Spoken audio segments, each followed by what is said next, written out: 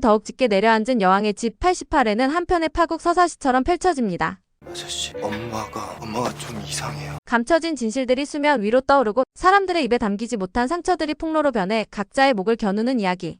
김도희 대리님도 아버지도 다 황기찬 그 사람 짓이라는 걸. 오늘은 그 비극의 시작을 마주해야 하는 순간입니다. 한기만 씨는 기억 못하겠지만 우린 결혼했던 사이예요. 여왕의 집 88에 그 서막은 경찰서에서 울려 퍼진 최자영의 충격 고백으로 시작됩니다. 누나, 놀라지 말고 잘 들어. 나한테 자식이 생겼어. 김도희 내가 죽였어. 그 말의 현장은 일순정적에 휩싸이고 경찰은 경황 없이 그녀를 연행합니다. 마지막으로 한 번만 물을게. 뱃속에 있던 아이 정말 죽었어? 하지만 이를 지켜본 강승우의 표정은 그 무엇보다 복잡했어요. 그는 알고 있었어요. 자영은 치매 환자. 그리고 지금 이 발언은 자신을 지키기 위한 거짓 희생이라는 것을요. 승우는 경찰서 밖에서 쏟아지는 빗 속에 서 있습니다. 빗방울은 얼굴을 타고 흐르며 눈물과 뒤섞였고 주먹을 꽉 쥔 손은 절망에 떨고 있었어요. 왜 엄마가 왜 거짓말을 했을까? 자영의 거짓 자백이 그를 무너뜨렸어요. 자영은 치매 환자였지만 그 누구보다 자신을 아끼고 지켜주려 했던 유일한 존재였죠. 그 희생이 너무나 가슴 아팠던 겁니다. 승우는 멍하니 길을 걷다가 문득 한 사람이 떠올라 발걸음을 돌립니다. 그가 찾아간 곳은 정호성의 사무실. 문을 열고 들어선 승우는 머뭇거리지 않고 그대로 무릎을 꿇습니다. 삼촌, 이제는 진실을 말해야 해요. 누가 도희 누나를 죽게 만들었는지 우리 둘 다 알고 있잖아요. 오성은 그 말을 듣고도 쉽게 대답하지 못합니다. 묵묵히 승우를 바라보며 한참을 침묵으로 시간을 보냅니다. 그리고 천천히 입을 열죠.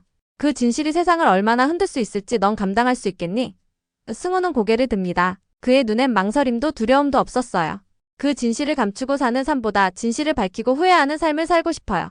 결국 오성은 천천히 고개를 끄덕입니다. 그리고 서랍에서 오래전부터 준비해두었던 한 서류철을 꺼냅니다. 나도 이 순간이 오길 기다리고 있었는지도 몰라. 그 안엔 김도희 사건과 관련된 내부 문서들과 의심스러운 통화 기록, 그리고 황기찬과 윤 비서가 나눈 통화 녹취 일부가 정리돼 있었죠. 둘은 함께 그 자료를 들고 윤희를 찾아갑니다. 윤희는 이미 도희 사건을 독자적으로 파헤치고 있었고 승우와 오성이 가져온 증거를 보자마자 단숨에 판단을 내립니다. 이걸로 재수사 요청서를 작성해요. 그리고 언론에도 알릴 준비를 해요. 승우는 떨리는 손으로 재수사 요청서를 씁니다. 김도희 사건에 대한 진실을 밝히기 위한 정식 재조사를 요청합니다. 그 문장은 단순한 행정문서의 한 줄이 아니었어요. 그의 죄책감, 후회, 분노, 그리고 복수심이 녹아든 절규였습니다. 윤희는 그런 승우의 어깨를 감싸며 말합니다. 넌 용기 있는 아이야. 누군가를 위해서가 아니라 내 자신을 위해 이 진실을 밝히는 거야.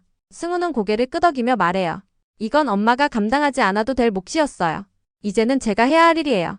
이후 세 사람은 함께 검찰청으로 향하고 윤희는 기자에게 직접 연락을 취해 익명 제보를 전달합니다. 한 여성이 김도희를 죽였다고 자백했지만 그것은 사실이 아닙니다. 진짜 범인은 따로 있습니다. 이 제보는 곧바로 언론에 보도되며 사회적 파장을 일으키고 경찰은 자영의 진단서를 재검토하며 새로운 수사팀을 꾸리기 시작합니다.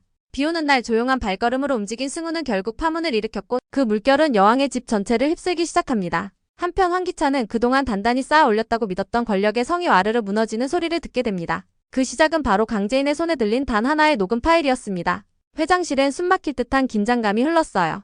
창밖으로 떨어지는 비소리마저 귀를 때리는 침묵 속 강재인은 한 손에 녹음기를 들고 천천히 재생 버튼을 눌렀습니다. 그 작은 기계에서 흘러나온 목소리는 분명 황기찬 본인의 것이었죠. 입찰 조건은 내가 조정했다. 김도희 건은 어쩔 수 없었어. 그 말을 듣는 순간 기찬의 얼굴은 순간적으로 얼어붙었습니다. 과거의 잔재들이 한꺼번에 되돌아와 그를 죄는 듯한 공포. 제인은 그 얼굴을 놓치지 않고 지켜봤고 차분하면서도 단호한 어조로 말합니다. 이제 당신도 알겠죠? 당신이 용의자라는 걸. 기찬은 손가락을 테이블에 얹은 채 굳어버렸어요. 심장이 요동치는 소리가 회장실 가득 울리는 듯했고 그의 눈은 흔들렸습니다. 한때 모든 걸 손에 쥐었던 그는 지금은 벼랑 끝에 서 있는 남자에 불과했습니다. 이 한 줄의 녹취가 의미하는 바는 단순한 실수 이상의 것이었습니다. 기찬의 주도하에 이루어진 입찰 조작, 그리고 김도희 뺑소니 사건의 은폐 시도. 그 무게는 감당할 수 없는 파도가 되어 그의 인생을 덮쳐오기 시작했죠. 강재인은 뒤돌아서기 직전 덧붙입니다. 이 파일 나만 가진 거 아니에요. 이미 언론과 검찰에도 보냈어요. 이건 시작에 불과하다고요.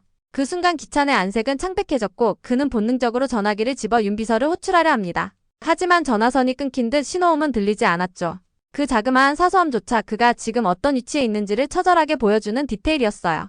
기찬은 황급히 회장실을 나섭니다. 복도를 걸어 나오는 그의 발걸음은 흔들리고 있었고 비서실 직원들의 시선이 그를 따랐지만 아무도 말을 걸지 않았습니다. 모든 게 무너지고 있음을 그들도 알고 있었던 거예요. 그는 이사회를 소집합니다. 필사적으로 자신의 입장을 변호하고 이건 내부 조작이다라며 자료를 조작했다는 프레임을 씌우려 하지만 이미 언론은 황기찬 회장, 입찰 비리 및 뺑소니 사건 연루라는 헤드라인으로 도배되고 있었고 주가 하락과 함께 주주들의 분노가 터져나오고 있었죠.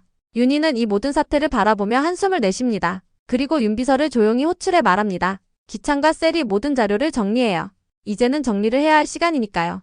윤 비서는 망설이다가 고개를 끄덕이며 입을 엽니다. 회장님 모든 정황을 알고 있었습니다. 하지만 이제는 저도 그 책임에서 벗어나야 할 것 같습니다. 노트북을 펼친 그는 하나씩 문서를 열기 시작합니다. 입찰 조작 계획안, 허위 공사비 산정, 내부 직원에게 가한 압박 이메일, 셀이 명의의 비자금 송금 내역까지. 한 번의 클릭으로 펼쳐지는 진실은 한 사람의 인생을 끝내기에 충분했습니다. 기찬은 마지막으로 제인을 찾아가 말합니다. 넌 왜 날 이렇게까지 무너뜨리는 거야? 그 말에 제인은 차가운 미소를 지으며 대답하죠. 당신이 날 먼저 무너뜨렸어요. 내 동생을, 내 가족을, 내 인생을. 마지막 장면, 기찬은 자신의 사무실로 돌아가 조용히 서류 뭉치를 바라봅니다. 창밖으론 여전히 비가 내리고 있었고 그의 손은 한 장의 종이를 천천히 찢기 시작합니다. 그 종이는 그의 인생이었습니다. 그렇게 황기찬의 시대는 서서히 막을 내리려 하고 있었어요. 제인은 그의 반응을 지켜보다가 단호한 목소리로 말해요. 이제 당신도 알겠죠? 당신이 용의자라는 걸. 기찬은 테이블에 손을 얹은 채 그 자리에 굳어버립니다. 한때 모든 것을 쥐었던 권력자였지만 지금 그의 손끝은 미세하게 떨리고 있었어요. 그동안 감춰왔던 입찰 비리와 김도희, 뺑소니 사건 두 사건 모두에서 황기찬의 이름이 공통적으로 등장한다는 사실. 그 무게가 이제 그의 발목을 붙잡고 있었죠. 이 소식을 들은 윤희는 더 이상 주저하지 않습니다. 그녀는 윤 비서를 호출해 말합니다. 모든 걸 정리해요. 기찬과 세리가 엮인 일들 한 가지도 빠짐없이.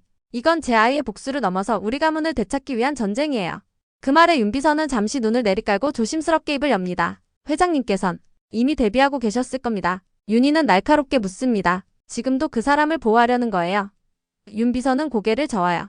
아닙니다. 저는 지금 제 생존을 선택하고 있습니다. 그의 이마엔 식은땀이 맺혔고 손끝은 긴장에 떨리고 있었어요. 그 역시 오랜 시간 기찬에게 이용당했지만 이제는 그 거미줄 같은 관계에서 벗어나기 위한 마지막 카드를 꺼내려 하고 있었던 겁니다. 윤희는 그를 바라보며 덧붙여요. 당신이 나를 배신했던 수많은 순간을 기억해요. 하지만 지금이라도 바로잡는다면 두 번째 기회를 줄 수 있어요.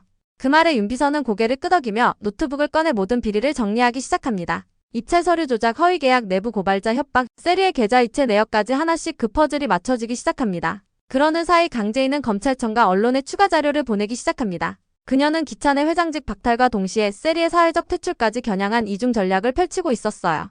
기찬은 이를 뒤늦게 알아채고 제인을 찾아가 경고합니다. 너까지 날 배신하는 거야. 하지만 제인은 피식 웃으며 말하죠. 당신이 날 먼저 배신했잖아요. 내 동생도 내 명예도 내 인생도. 점점 몰려드는 압박에 기찬은 마지막 수단으로 이사회를 소집합니다. 사전에 개별 이사들을 만나 설득을 시도하지만 그들의 반응은 냉담하기만 하죠. 회장님, 이번 건은 우리가 도와드릴 수 있는 수준을 넘었습니다. 여론을 정면으로 거스를 순 없습니다. 그의 말은 더 이상 영향력을 가지지 못했어요.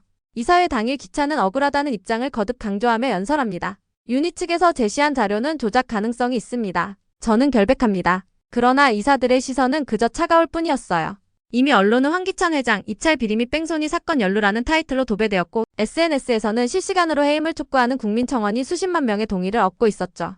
그는 프레젠테이션을 열어 자신의 무죄를 주장하려 하지만 이사 중 한 명이 자리에서 일어나 말합니다. 황 회장, 국민은 바보가 아닙니다. 당신이 벌인 일의 무게를 이제는 당신도 인정하셔야 할 때입니다. 그 한마디에 회의실은 정적에 휩싸입니다. 기찬은 순간 말문이 막히고 머릿속은 텅 비어버립니다. 이날 회의록은 곧바로 언론에 유출되고 기사로 퍼집니다. 이사회 내에서도 신뢰상실 퇴진 압박 직면한 황기찬 회장이라는 제목들이 줄지어 올라옵니다. 마지막 카드로 기찬은 윤 비서를 다시 불러냅니다. 어둑한 조명 아래 둘은 마주 앉습니다. 기찬은 목소리를 낮추어 협박하듯 말합니다. 윤 비서, 내 가족은 평범하게 살고 싶지 않나? 이대로 가면 다 끝이야. 하지만 윤 비서는 이번엔 전혀 흔들리지 않아요. 침착하게 눈을 마주보며 대답하죠.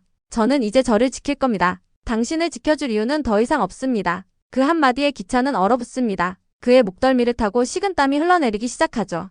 윤 비서는 자리에서 일어나며 마지막 말을 던집니다. 당신의 시대는 끝났습니다, 회장님. 그리고 그는 조용히 사무실을 떠납니다. 그 문이 닫히는 소리가 마치 기찬의 인생에서 마지막 페이지가 넘겨지는 소리처럼 느껴졌어요. 기찬은 사무실로 돌아와 회장 명패를 바라봅니다. 한때 수많은 사람들에게 존경을 받았던 자리, 그 상징이 이제는 초라하기만 합니다. 손끝으로 명패를 쓸어내리며 그는 중얼거립니다. 어쩌다 이렇게까지 됐지. 하지만 그 누구도 대답하지 않습니다. 회장은 더 이상 아무도 기다리지 않았고 누구도 그의 곁에 머물 이유가 없었습니다. 그렇게 고요한 침묵만이 그와 함께 남아 있었죠. 오늘도 끝까지 함께 해주셔서 정말 감사드려요. 구독과 좋아요 그리고 알림 설정까지 해두시면 다음 회차 리뷰도 빠르게 받아보실 수 있어요. 그럼 저희는 다음 영상에서 다시 만나요.